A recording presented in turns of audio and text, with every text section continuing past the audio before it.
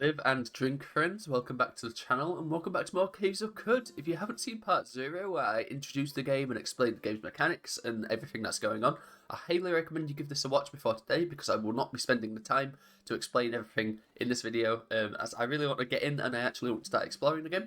If you want to know what's happening, if you're a little confused, if you don't understand the UI, definitely go and check out part 0. But here we are. You can see we're a little more prepared. We have a character ready and raring to go this time. I've generated a world, and we've embarked for the Caves of Cud once again.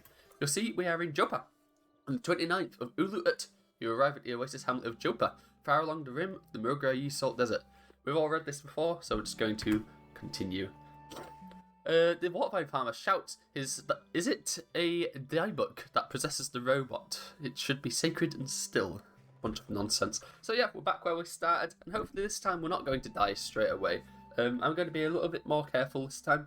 I'm going to go over and I'm going to talk to this preacher, because it looks like he's off away, and it's good to get in touch with this guy before he goes elsewhere. He's going to tell us about 6 Day Stilt. This is Watervine farmer and macadamist convert. Wanderer, do you venture northwise into the great desert nearer the 6 Day Stilt? What is the 6 Day Stilt?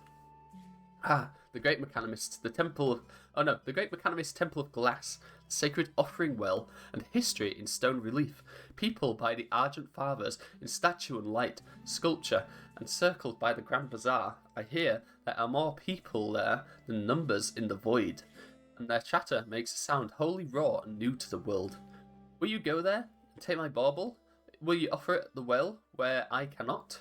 Your bauble. Yes, my neighbour kin tire of the tale. I was siphoning the vine when the flat of my blade turned something loose from the soil. My heart has stirred before at sight of chrome, but to free a small splinter myself, to slide a bead on the abacus of beauty. Will you go, then, and offer my bauble at the well? Why can't you go? Friend, I would be a smouldering heap, cooked to death by the ray of dawn glider. I would be a slug-riddled corpse by the rifles of the Isakari. There is no kindness in the great desert, and little more in the canyons. I cannot go and live. I will make the journey for you, friend. Moon and sun, friend, you have my deep and many-sided thanks. Here, take the trinket now, and if you are ever to return, let us visit again. Live and drink. And we get the odd trinket that he wants us to offer at the well. And we go to Ogloria Shikana. We have to make a journey to the 6 Day Stilt. So, before I explain a little more, let me tell you a little bit about the character I've created today. We are a gunwing this time, so I decided that the best way to survive a little longer was to play a build I'm familiar with, so we'll go with gunwing.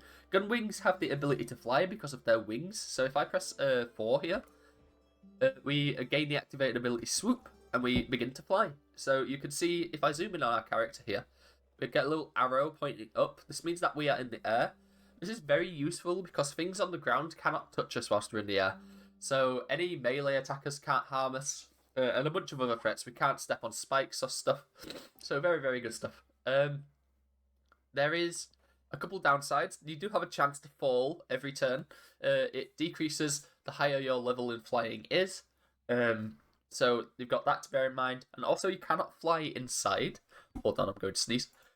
So sorry about that. I erupted into like a sneezing fit for like the next 5 minutes after I said that. But yeah, flying is very, very useful in this game. We also get the ability to akimbo our guns. So if we look at our inventory here, wow, sneezing just doesn't stop. We have 2 revolvers. So we have a chrome revolver in our left hand and a chrome revolver in our right hand, and we start with 261 lead slugs. This is our ranged weapon. We can, because we've got the akimbo ability, we fire both of these every time we shoot. If we want to shoot, we can press F. We get a little line of sight and we can shoot things. You don't want to shoot the villagers, but this is very useful because the combination of being able to fly and being able to shoot enemies from afar makes it so we're very unlikely to die in the early game, and that's exactly what I want. A couple downsides though, because we have wings, it's quite so there's some things we cannot wear on our back, so that is something to keep in mind. We also have a beak on our face, which we can use to peck enemies when meleeing them, so that's pretty useful as well. What else do we have as a gun wing? We have the ability to create a force bubble. We go to our skills here. Is it on skills? Oh, it's on activated abilities. So we have force bubble toggled off. You generate a force field around yourself, so we can create a 3x3 force field centered on yourself. You may fire missile weapons through this force field, so it lasts 13 rounds. It has a cooldown of 100 rounds. So if we are being like bombarded with projectiles, we can activate our force bubble and create like a mental barrier around ourselves, and sort of just stay safe from everything. And then we have the swoop ability we get from flying. You swoop down and attack a target on the ground using 1 turn to attack and return to the air. There's 23% chance you crash to the ground, doubled if your attack is blocked by a shield. Okay, I hope that all makes sense. We're going to land now because I don't like having the risk of falling to the ground. And we're going to go and accept the quest, What's Eating the Water Vine again. I'm in search of work. He's going to tell us about the thing eating the water vine. We're going to accept it and we're going to be on our way. We're going to go and talk to Tam again, and because we're playing as a ranger character, I want to buy every single lead slug every merchant has, because lead slugs do not have a carrying weight. We can have as many of them as we like, and it won't weigh us down. So it's very, very good to have as many lead slugs as possible. 53, not amazing, but I will take it. What else have we got here? I could buy shotgun shells, but I don't have a shotgun yet, so I'm going to leave that for now. I'll probably want to do some kind of shotgun thing later. Would I want a musket? Probably not. I've lost my cursor for some reason. Right, I do like to play this game with the numpad. So that's going to cost us 1.5 drams of water. We can offer this trinket, but we did say to the man that we'd offer that for him. In fact, I'm probably going to make a note of that in a second. I could sell one of my Witchwood Backs, which could be quite useful. Because I'm a mutant, I could potentially mutate the ability to see in the dark. I think... Oh. I don't know. 2 water skins kind of isn't a lot either, but water skins are expensive, so we're going to try and find the most worth way. I don't need this jerky. I'm going to offer him that jerky. I'm going to offer him only enough to take it up to 1, because it's always going to round up to the nearest dram. So we'll do something like this. Only up 1 dram of fresh water to even the trade? I agree. Much better than offering up 2. And cool, we get 51 more bullets. Let's go and talk to Elder Irudad again. In fact, hold on. We can eat a meal here. We can eat their town specialty, the apple mats. If we eat this, we get 15% natural healing rate and first at half rate. This is very useful early game. I've never talked to this guy, Nimaruda. Ah, there is a new face. I am Nimaruda, town apothecary. If your feet point to Cud, you'll need some of my wares before you go. What wares do you offer? Witchwood for pain, bandages for healing, yuckweed and honey for when your guts act up. All caps when I can find them. Why not take a look? Where are you from? I grew up right here in Jopa. Daughter of the Elder and all, spent some years delving, but gave it up after a few near escapes and nearly deadly wounds. I'm better suited to herbalism anyway, and my father worries less. Will you inherit leadership of Jopa from your father? Fates forfend. I would hardly like to lead a village and run a shop at the same time. Let's trade. Have a look. So you do have Witchwood Back. So we didn't use this last time. We probably should have. If we have a look at Witchwood Back, lichen sticks in the winding grooves of woodshed, shimmering and smelling of spice. So we can eat this to heal, but it does give us a chance of becoming confused. So it's something you use in like a pinch. It can be quite useful. She does sell a Vinewood sap mask, which is like a gas mask. If we walk into some poisonous gas, that would save us. It might be worth picking up a couple bandages for 1 dram of water. Oh, it's expensive. Never mind. We'll find bandages on the way, and I'm not too worried about bleeding to death right now. I am going to click the explore button, and whilst we explore, we can have a chat. So yeah, the last run did kind of go very poorly, because in the first screen of the game, I decided to show off something a little silly. I wanted to try and show you how deadly the lily pads are in this game, and lo and behold, I did die to them as well. We have an engraved floor cushion. This item is engraved with a scene from the life of the ancient Sultan Rashef. In 6AR, Rashef the above, ghost in Cerulean, the cold lamb of Batel, as he has quite the name, holy moly, died of natural causes. He was 216 years old. That's quite the legacy.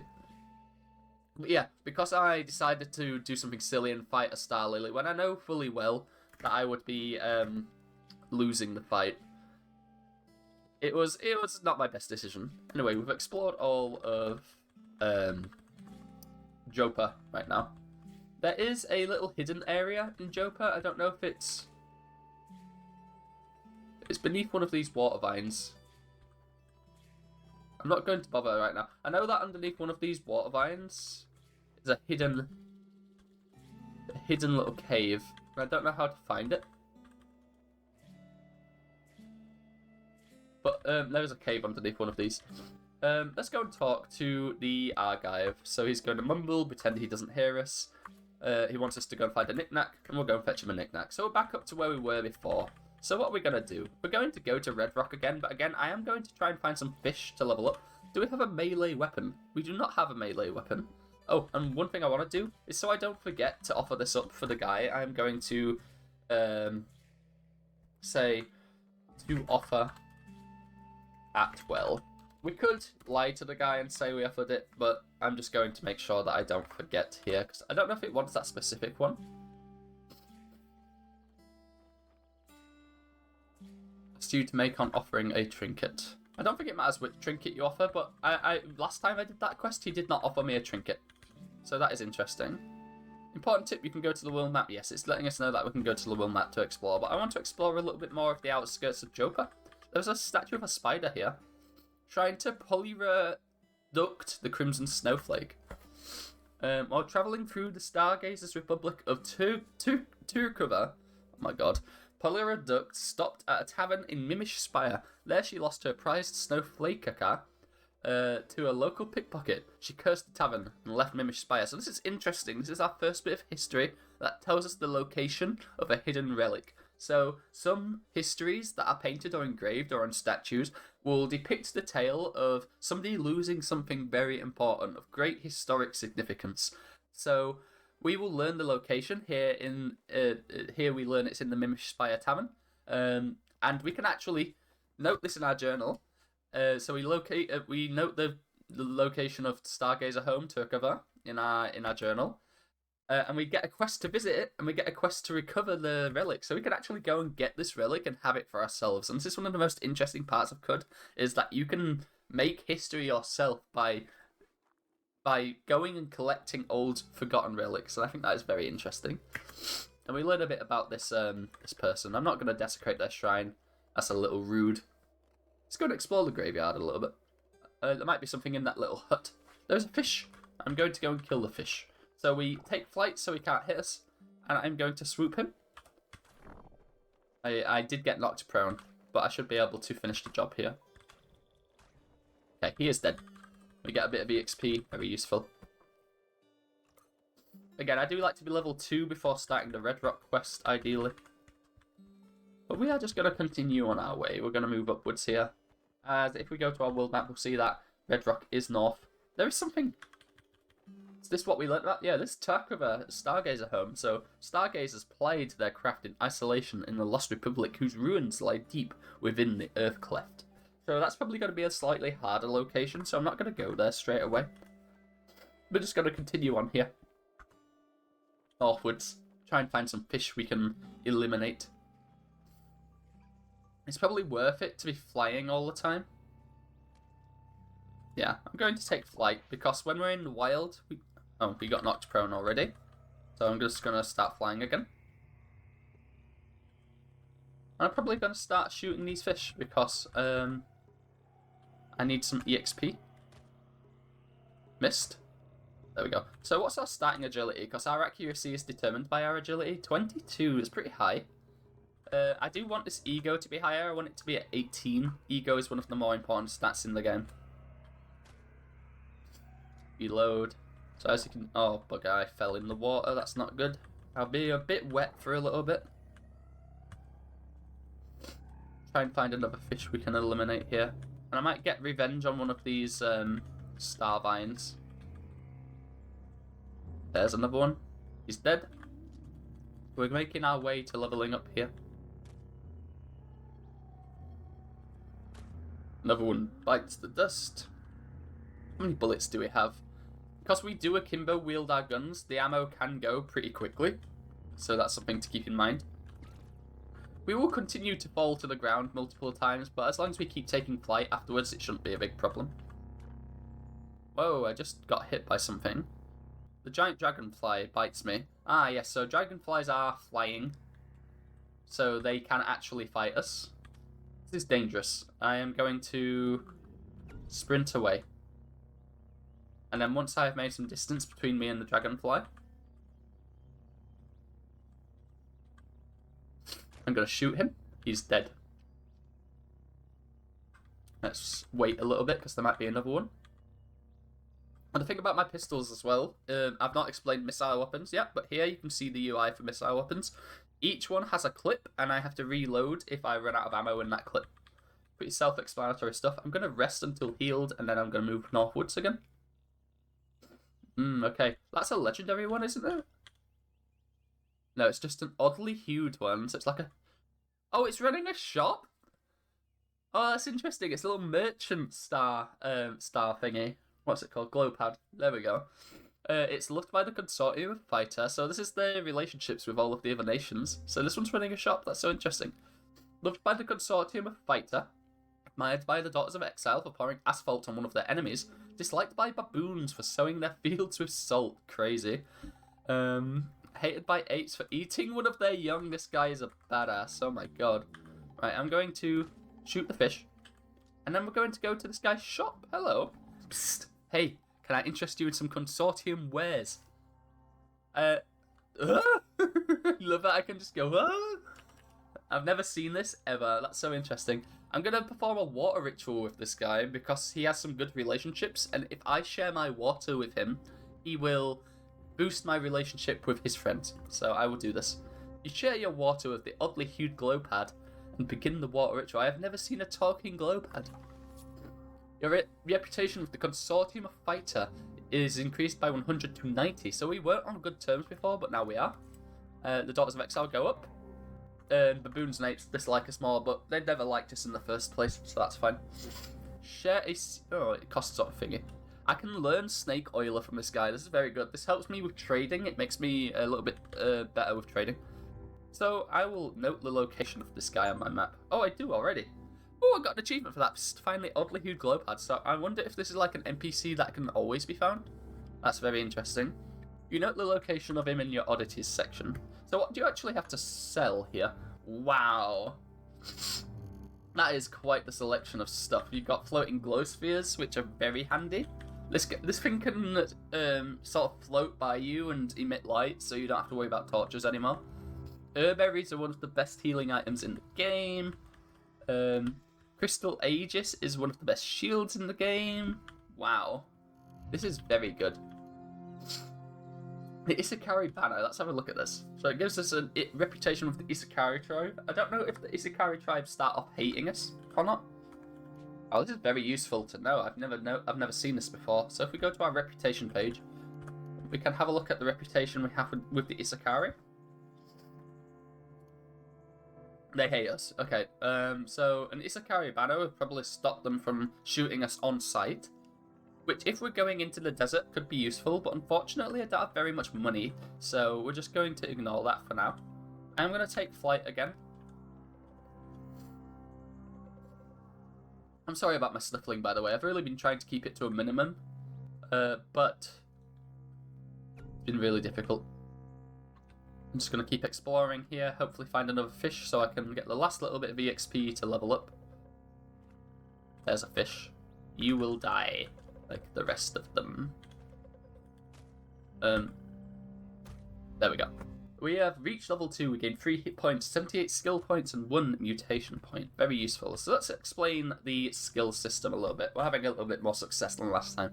Skill points are how we unlock new skills, obviously. So we need a certain amount of points for every skill we get. But as well as that, they also have stat requirements. So as we go through the game, we will increase our stats, and that will affect what we can learn and what we can't learn and stuff. So we are currently versed in pistols. If we expand everything here, we can go to rifles, because that's something I want to try and do in this run, is spec into rifles a little bit. We do not have access to the skill tree for rifles yet. So maybe we'll stick to pistols for now, because pistols does actually have a very good skill tree, especially with this weak spotter. You are 5% more likely to score critical hits with pistols. That's very useful. I think sling and run is quite good too, but I'm not planning on firing whilst running too often. I think we're going to save up this weak spotter skill. One thing that we also really want for skills is the ability to cook. So if we go down to cooking and preparation, I think we should actually do this straight away. So I'm going to save up 100 skill points so I can unlock meal preparation. And then I'm also going to unlock harvestry and butchery, because that's going to make sure we have no problems with food for the rest of the game. And I think now that we've gained enough EXP to level up once... Oh, we have a mutation point as well. So mutation points are used to enhance our mutations, and we can also buy new mutations. So if we save up 4 mutation points, we can actually get a wholly new mutation. So I think we can do that. But let's see what happens if we level up wings. So... increases our world map move speed by an additional 0.5 times. Reduce chance of becoming lost. Lowers our chance of falling to the ground. The move speed while sprinting goes up 10%. This is a very good thing to upgrade. Quickness is also very good to upgrade, but I think I am going to save up the 4 mutation points to get a wholly new mutation. Because I want something like Quills. Quills is very useful. Something like that. I don't know. We'll see. I am going to go over to Red Rock now, I think. Yeah, so let's make our way over to Red Rock. So we're on 29 drams of fresh water. We've unlocked the part. We've finished the part of the quest travel to Red Rock for what's eating the water vine. So now we have to find the thing that's eating the water vine, and that's going to be underground. As we explore near Red Rock, we do need to be careful. One of the main threats around here is baboons. They will they'll destroy us. They'll throw rocks at us, and they have really good physical strength, so we need to be a little bit careful here. We're just going to explore around. It'll automatically stop exploring if it sees something dangerous. I found the stairway down, but I'm going to continue exploring around here. Just make sure there's no enemies. It looks like we're good. So we're going to go down here into the first level of Red Rock. Okie dokie. Hold on. Okie dokie, sorry about that. There's been a lot of pauses in this video, I apologise, but there's a lot going on this morning and I'm just not well in general. So here we are, this is our first cave. So you'll see in the top right corner, we are at Red Rock, 1 stratum deep. So you can kind of think of Cud as like a layer cake, it's often described as. You have the top layer, but then you can go, like in Dwarf Fortress, layers below into the caves. A bit like something like a traditional rogue kind of thing. There are randomly generated caves, as well as there are randomly generated ruins and randomly generated overworlds. So we're going to explore this cave, but as we explore this cave, we'll need to keep an eye out for dangerous things, because there's plenty of stuff to get us in trouble in a cave. We'll just need to be a little bit careful, I think. Okay, we've got our first real enemy. This is called a seed-spitting vine. It's got average toughness, so hostile at the left means that it's angry towards us, it's going to attack us on sight.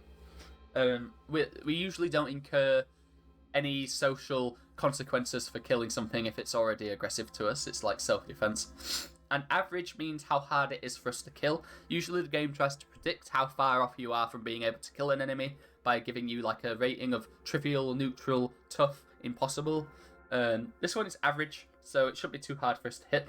Bear in mind, the seed-spitting vine will spit seeds at us, which really hurt, so we need to try and kill this before it does that. So I'm just going to shoot it with my gun. And it is dead. Fantastic. We get 25 EXP.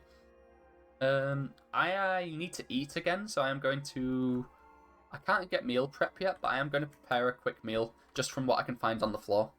You gather some fixings, a boar tooth, a smidgen of sesame, and a sprinkle of ash. Delicious. You toss them into a pot and stir. You eat the meal. So at least we're not going to go hungry here, because going hungry does come with... Uh-oh. What's this thing? This is a prickler. Bulbous snags of plant are clustered in sundry sizes. Spines poke through the dusty spider matting that dresses them. Base demeanor, aggressive. So we're going to just... It's got quills, so I'm going to step back, because if I attack it, it's going to release its quills and it's going to hurt. Maybe step back one more time. It's too far away. I'm going to shoot it. Fantastic. And that gets us 125 EXP. Usually when things give you a lot more XP than you're used to, it means that they were probably going to kill you in like one hit.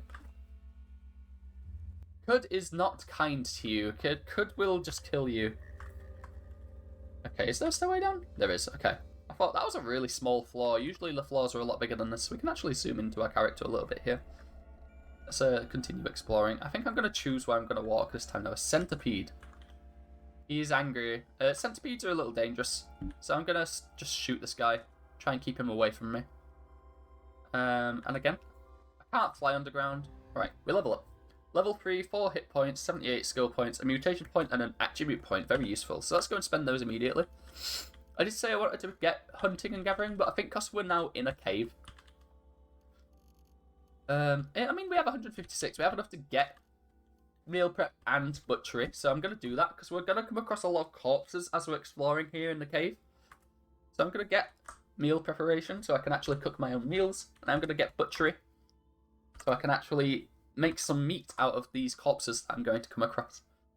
And then we have a skill point and a mutation point. So I am saving the mutation point still, but an attribute point, I did say I was going to put that into ego, didn't I? So ego is our potency of mental mutations, which is like our force bubble, ability to haggle with merchants, and your ability to dominate the wills of other living creatures. Willpower is the cooldown of our activated abilities, determines our ability to resist mental attacks, modifies our hit point regeneration rate.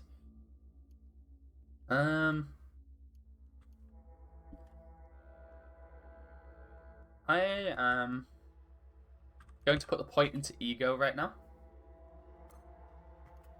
And then I'm not going to use my mutation point yet, because again, I did want to develop a new mutation. Okay, we come across our first snapjaw. These are basically like your kobolds of this game, your goblins. They just walk around causing trouble. Always hostile unless we become friends with them, which is quite hard. Tussocks of fur, just skin stretched over taut muscle. Upright he stands, but he looks like he's ready to drop onto fours. His snout snarls and his ears twitch. He barks, and his hyena tribe skin answer. He's a swarmer, so it will receive extra bonuses to its melee hit and penetration rolls if other swarmers are around us. Oh, that one's quite bad. That is a snapjaw brute. Yeah, it's going to give us the same description, but these ones are a lot more dangerous. These have more HP, more armor, and usually carry weapons. So this one's got a bronze-handed, two-handed sword, so we definitely don't want that thing coming near us. Can our force bubble keep enemies out, is my question here. Let's have a look. I guess we can try. Oopsie, that was the wrong button. Let's try it. Force bubble. Force bubble pops into being around you. Shoot. Alright, we get one snapjaw gone. Two snapjaw gone. Three snapjaw gone. There is a musical instrument down there. There is a rectangular bells. That's very cute. I wonder if we can actually play that in a bit. Hold on, I need to see this brute. Not a clear line of shot there. There's a chest there. I do want to kill this brute then. I miss. I'm going to reload here. The force bubble is gone. I can run away if I need to. Shoot. Hit a score. Score a hit, rather. Another hit. Another hit. How's he looking? He's looking injured.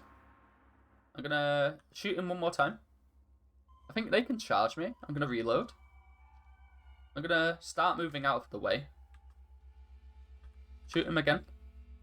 Move out of the way. I don't like this. How injured is he? He's wounded. He's not close to dying yet. He's about halfway. Let's try and get one more hit. Oh, he's dead. Fantastic. Alright, get 25 EXP. Let's have a look what they all dropped. So this guy has a leather apron, snapjaw corpse, bronze two-handed sword. This is all good stuff to sell. I'll take the two-handed sword for now. It weighs a lot, but I can sell it. And I'll take the leather apron because I might be able to wear it as armor. Nah, it's worse than what I've got on. It's a 1-0 armor piece, whereas this one is also a 1-0 armor piece. This is 1-2, so the leather apron is just worse. But again, I can sell it for some water, and right now I'm quite short on water. I somehow found some fresh water. It must have been lying on the ground. So if we go to my inventory, I've actually picked up some more grams of fresh water, so I'm not sure where these came from. Passed by some trash and a snapjaw corpse. A steel hand axe. Now that's something very good. I'm actually going to equip that one as well. This is a very good weapon for us at this point of the game. It does scale off of our strength, but it's good to have a alternative to the pistols if things go awry. Yeah. Does agility scale our daggers? It's just accuracy. I should probably scale my strength at some point because it does increase my carry capacity as well. Wooden arrows in this chest, I'll take them. A weird artifact. So with artifacts, we don't know what they are at first, and depending on how smart we are, we can identify them. So currently we're We're not the dumbest thing in the world. No, I don't want that. I want to... Let's examine this and see if we can understand what it is. You identified a weird artifact as a fungicide grenade Mark 1. That's great. We'll take this and we can put that on our thrown weapon slot. I am not going to take that cracked lens. Is that a knick-knack for Archive? I think it counts as a knick-knack. But anyway, we can put this on our thrown weapon slot. And this will... we can throw this. And it will release a cloud of gas which will kill funguses, which is very useful. I don't think we're going to need these. I don't even think they sell very much.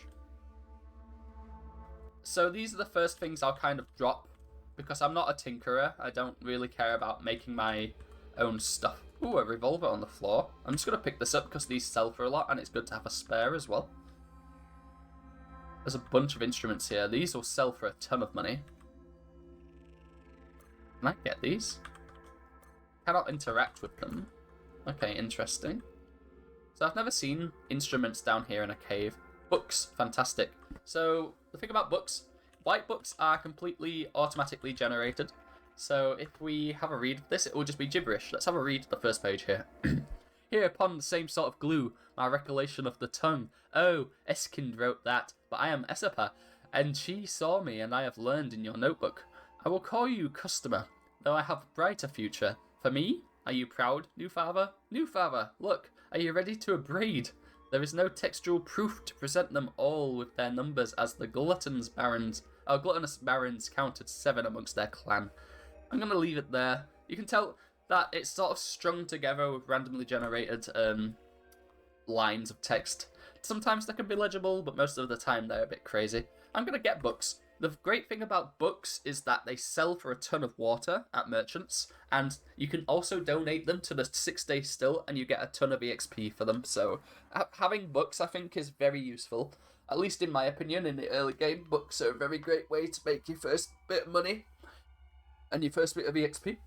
Okay, books that are written in yellow are actually pre-written books by the developer and actually are readable. So we are going to have a read here. Across Mogoye, Volume 2, Athenreach. It's 4 pages long. Preface. Obviously and unfortunately, no primary sources are available from these distant lands. Much of this record draws upon the accounts given by fungi who crossed Mogoye on the backs of Dromad merchants. As a matter of convention, I date all events according to their chronological distance from an event of paramount historical significance, namely the publication of these volumes. Accordingly, note that the event's parenthetical dates signify their occurrence prior to publication, so just some stuff. So what is Athenreach? Athenreach is a freehold in the northern reaches of the Sunderleys along the Twining Ford. It is most well known for its Eustace Sutton Monastery, which hosts the world's westernmost community of disciples of the Eustace Sutta. Interesting. It tells us a little bit about the local population. Conversion to the disciple of the Eustace Sutta. It tells us a bit about their religion as well. I mean, it tells us about the monastery. Interesting stuff. I'll have a read of this later, but for now I will just grab it. So I think Across the Mogoye is kind of like a biography somebody wrote about journeys across the Great Salt Desert, and I think that's really cool. It's a lovely bit of world building, and I don't know, it just makes the game world feel so much more real and organic. Centipede, shoot it to death. How many pistol bullets do we have? 264, they are declining fast. What's this? Set of bones, don't need them. Just gonna continue our way in here. A lot of bones. Oh, a seed spitter. Shot to death. And a centipede shot to death. I'm starting to think that maybe we don't need a Kimbo on. I think it's a waste of bullets. So I'm going to turn off a Kimbo. And I'm only going to turn it on in a pinch because I'd rather just shoot one bullet at a time. I'm going to sprint away from this guy. These things are really dangerous. And I'm going to get a clearer shot here. Wait a minute for him to show up. I think he's lost sight of me. There we go. Let's just start shooting him one bullet at a time. I am actually going to turn on a Kimbo again. He's dead. Fantastic. So those amoebas are really dangerous and you need to be really careful with them because they have quite the high dodge value and quite the high armor value. We're good though. I'm gonna keep a Kimbo on. I have to walk through his slime, unfortunately. I'm all slimy now. Let's dilute salt. None of this is fresh water. Okay, a snapjaw. Oh, we're surrounded. Hold on. 1 down, 2 down. Okay. Did any of them have anything? A turquoise tube. Turquoise tubes. I took it. Cool, I took it. So, tubes are usually injectors. So let's examine this and hope we don't break it. It's a salve injector. This is fantastic. So salve is one of the more useful injectors in the game. So injectors are things you can find. You shove them in your body and they do a bunch of weird stuff. But salve is great because it provides us healing over rounds. And it scales with our level as well. So very, very, very useful. If we're in a really bad situation, we can take a salve and probably heal our way through it. And what's in this pile here? A burnoose. There's a cape. I'll take a cape. A burnoose is probably worth selling. Take it. An iron vineweed pearl is probably worth selling, so I'll take it. I can wear this burnoose over my wings, so let's equip it. Fantastic. I don't know if that's going to stop me from flying, I doubt it. Because there is some puddles of water here. I'm going to use this to clean my items off. Oh, and as we finish cleaning, a bunch of enemies just surround us. I'm going to turn on my force bubble. I'm going to start shooting them. 1 down, 2 down, 3 down. Very, very good. So you've got leather armor, a wet iron sword. Do I need any of this? Take the iron sword, because again, help, it's good to sell. Some moccasins. Nice to have some shoes. I don't have any shoes. So let's see here. Did they actually provide us with any benefit? Nope, but it's nice to not be shoeless. So let's put on some shoes. The force bubble dissipates. What's really cute in this game is when you're wet, you do leave a little trail of water, which I think is sweet. Iron Vine Reaper, I'll pick it up. A charred corpse. That possibly suggests that there is a flame snout in here. That's a bit scary that it's been burnt to death. We need to be very careful as we progress because there may be some dangerous fiery enemies in this place. No, this run's definitely going a lot better than the other one. Oh, we got a painted floor cushion. Painted with a life of the Sultan Reshef. At Starfarer's Key, Reshef consulted with mysterious strangers and learned the secret of the Gaia. By cause of the misdeeds of the Elder Sards and Sultans, star beings had levelled a curse on Kud. Reshef vowed to make right from this wrong and redeem our doomed world. What a very noble figure Reshef seems to be. I'm sure he's not going to have done anything heinously evil.